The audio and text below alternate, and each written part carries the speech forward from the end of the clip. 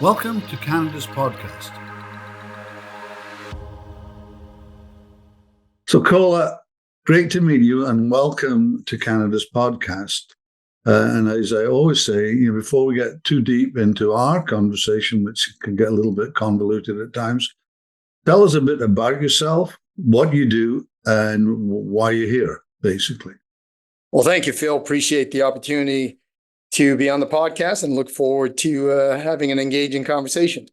I help customize mortgages for people across Canada, whether they're sitting in PEI, North Battleford, Saskatchewan, or BC, and specifically for the self-employed to tailor it regardless of their financial profile.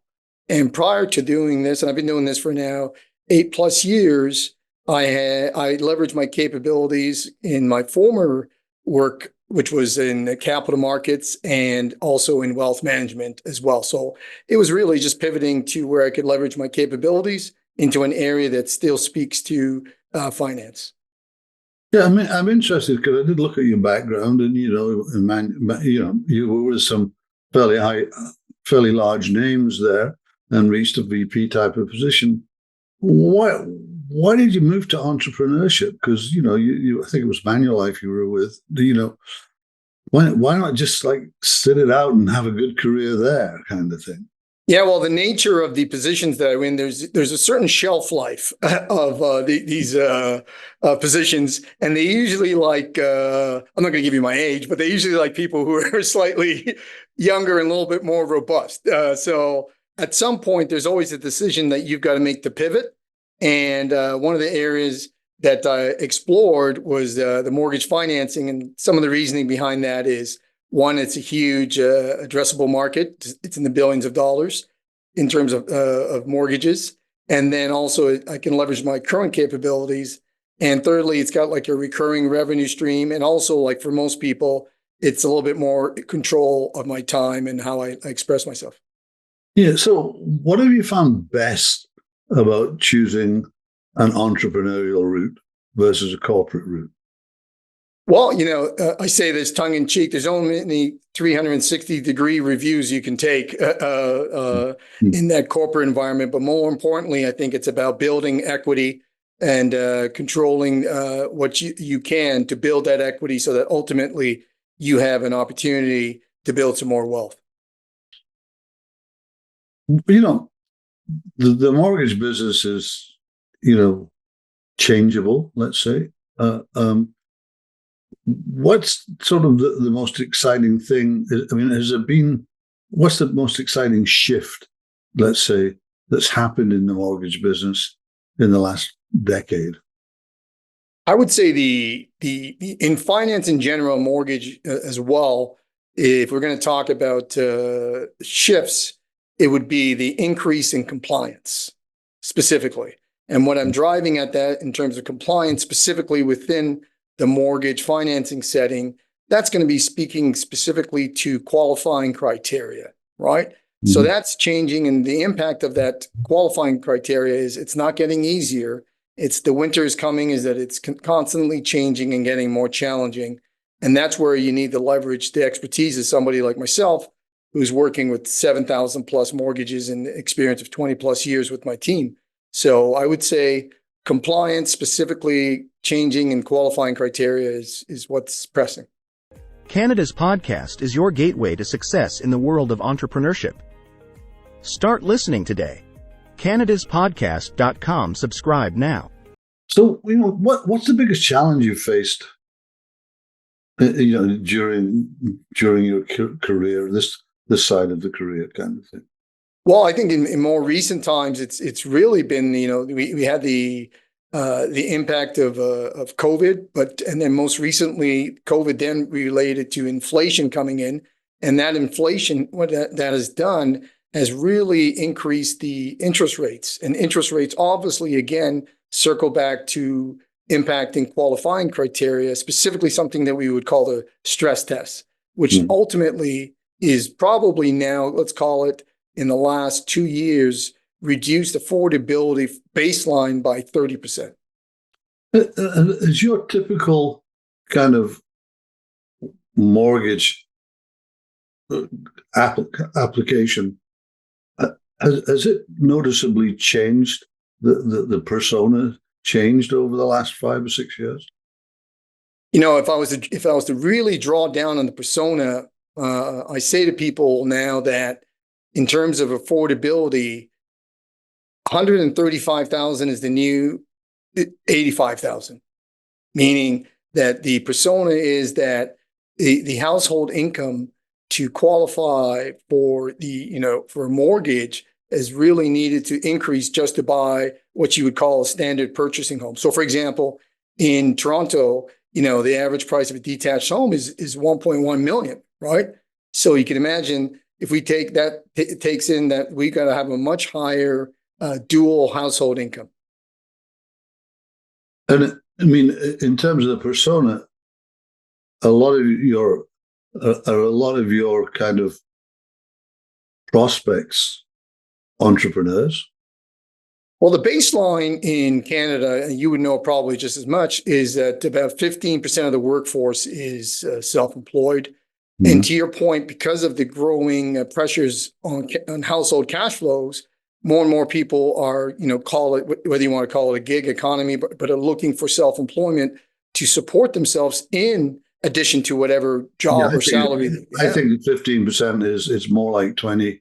Yeah. 22, 25%. It's just they don't think of themselves as entrepreneurs, but freelancers and things like that, Absolutely. So I would say that if there's one trend, it's increasing. And ironically, to that point, the compliance issue is actually affecting the self-employed more because, as we know, one of the benefits of being self-employed is, some of the tax benefits.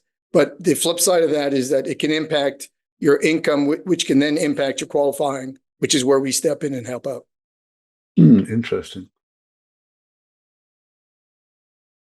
What do you see as the biggest challenge in your future as an entrepreneur? If I'm going to be dead honest, the one thing that keeps me up at night is and it's an unknown, meaning I don't even know is that impact of AI, right? How is AI going to impact not only for me, but for everybody else, just even the opportunity set of people I can help if job losses are kicking in. So that's a real concern across the board.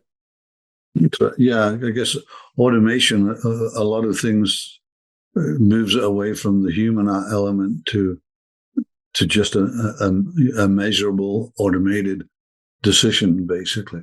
Yeah, you can see. I mean, you can see all those stress that's happening in Hollywood because AI is doing a lot of the writing. I mean, that could now be shifting to all kinds of industries. So that's a growing concern. So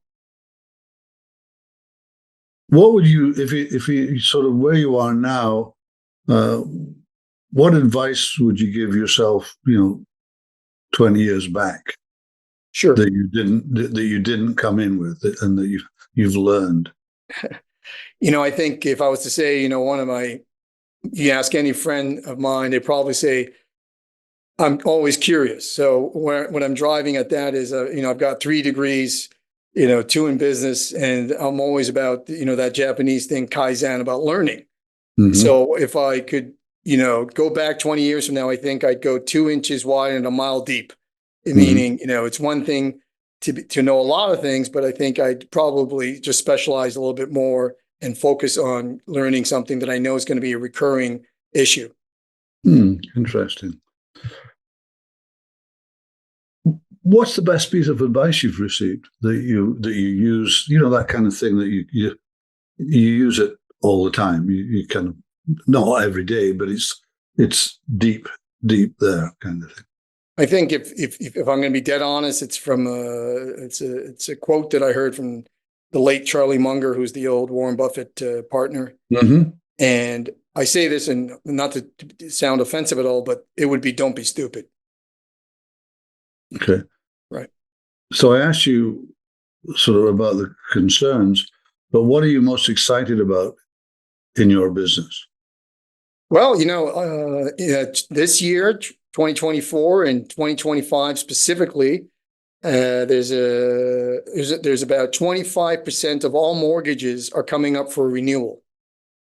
And that is an opportunity that provides where we can help a lot of people, because, one of the issues, this is a behavioral finance issue, is a lot of people just anchor themselves. So for example, they're like, you know what, my mortgage is 5%, my renewal offer is 4.75. Oh, that's a 0.25% below. I'll just hit the bid on that. Meanwhile, the market's at 4. So what I would say is that's an opportunity for all who are listening. When your renewal comes up, reach out to a mortgage agent planner like myself, because there are alternatives that are probably going to be better than the offer on the table. Stay ahead of the game with our expert tips and strategies that will help your business thrive in a digital era. CanadasPodcast.com. Subscribe now. Let's move on. Let's move on to some rapid fire questions. Have some fun. So I can guess this answer, I think. If you weren't doing what you're doing now, what would you be doing instead? Well, I love to solve problems. I think I'd probably be in consulting. Yeah, I thought you said a tennis player, but that whatever. I try.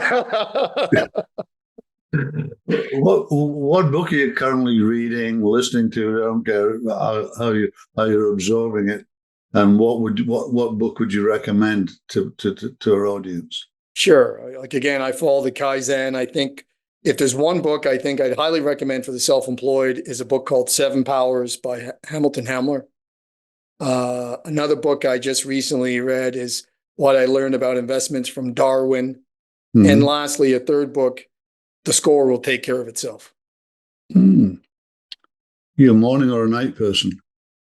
Well, I like to get my work done in the morning, but I do also stay up late. So but morning is where I like to be productive. Okay. If you had to pick one word to describe yourself, what would it be, and why would you choose that word? I'd use steadfast, and that would be about consistency to my commitments. Interesting. Where do you see yourself in the next 5 years? Well, I'd ideally like to see myself as the go-to for those who are self-employed looking to explore options for their mortgage financing across Canada. Interesting. With that in mind, one more thing before we do that. What's keeping you up at night? Well, I think apart from AI. I was going to say that's because that was the major thing that I'm exploring, only because it's creates uncertainty across the board. But I think really it's about helping people understand that there are options regardless of their financial profiles. Like, I think there's just a lack of awareness of options, that the traditional ways, there's better ways. Mm-hmm. So, people listening, people looking at us, how can they get a hold of you after this? Sure. I think, there's a couple of ways. Number one way is if you know how to spell Kola, which is with a K, and everybody knows Coca-Cola, so Kola. And then Malcom, you can find me on LinkedIn, so Kola Malcom on LinkedIn. Or if you want directly, my website is Kola, again with a K, mortgage.ca. And that will have all my contact information. Okay. Kola, it's been great having you on. Interesting. I haven't done much on the mortgage side of things. So this is a new type of content on our network. So I'm sure some people will be taking a good listen to it. So thanks for taking the time to meet with us. Much appreciated for the time, Phil. Thank you.